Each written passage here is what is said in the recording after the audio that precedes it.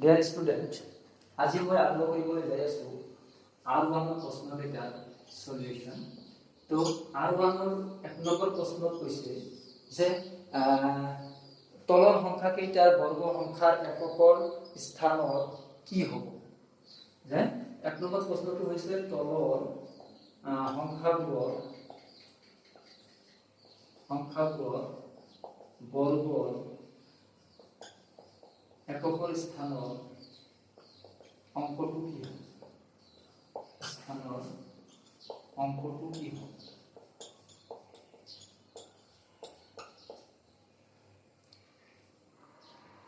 তো ফার্স্ট প্রশ্নটো আছে 272। এতিয়া 272 চাবা স্টুডেন্ট হল যে 272 এই সংখ্যাটো যদি আমি বৰ্গ সংখ্যা ভাগ কৰিব যাও একচুয়ালি কি কৰিব লাগে আমাৰ যে 272 ৰে পূৰণ কৰিব লাগে। কিন্তু আমাৰ যেটো প্ৰশ্ন কৈছে যে তলৰ সংখ্যাবোৰৰ বৰ্গৰ এককৰ স্থানৰ অংকটো কি, তাৰ কাৰণে আমাৰ ডাইৰেক্ট কি কৰিব লাগে, ইমান মানে ডাঙৰ কৰিব নালাগে, যেহেতু এমসিকিউ আহে এইবিলাক একদম নৰমাল মানে কম সময়ৰ ভিতৰতে মানে এইবিলাক কি সমাধান কৰি দিব লাগে। গতিকে তুমি কি কৰিবা, ডাইৰেক্ট এই এককৰ যি ঘৰৰ যে দুটা অংক আছে সেই অংক দুটা তুমি পূৰণ কৰিবা। তেনেকুৱা 2 2 গুণ 4, তাৰ মানে 272 বৰ্গৰ এককৰ স্থানৰ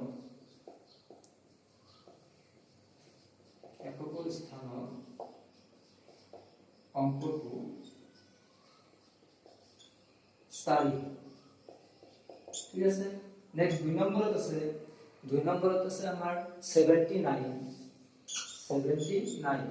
তো 79 ৰ কি হ'ব যে 79 ৰ যদি আমি কৰিব যাও যে 79 ৰ কি কৰিব লাগিব, বৰ্গ বাহিৰ কৰিব লাগে। 79 ৰ 79 ৰ লগত কি কৰিব লাগে, পূৰণ কৰিব লাগে। আমি শৰ্ট ট্ৰিকত কি কৰি দিম, 9 9 গুণ 81 1, তাৰ মানে এই 79 ৰ বৰ্গ যেটো সংখ্যা হ'ব সেই সংখ্যাটো এককৰ ঘৰত কি হ'ব 1 হ'ব। গতিকে 79 ৰ বৰ্গৰ এককৰ স্থানৰ অংকটো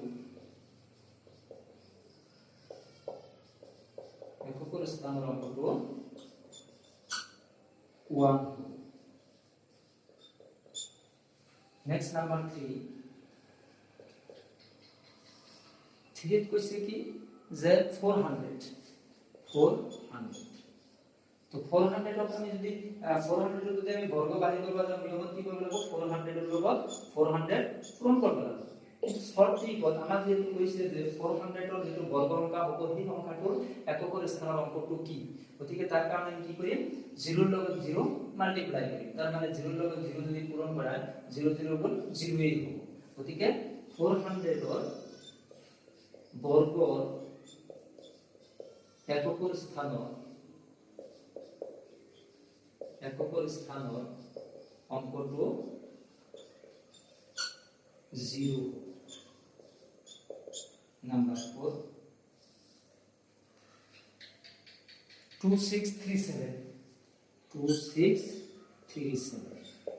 তো ইয়াৰ কাৰণে কি কৰিব লাগিব, 2637 এৰে পূৰণ কৰিব লাগিব। পূৰণ কৰাৰ কাৰণে আমি গোটেইখিনি নকৰো, কেৱল 7 7 গুণ 49 9, মানে এককৰ ঘৰৰ অংকটো পূৰণ কৰিলে হৈ যায়। তাৰ মানে 2637 ৰ বৰ্গৰ এককৰ স্থানৰ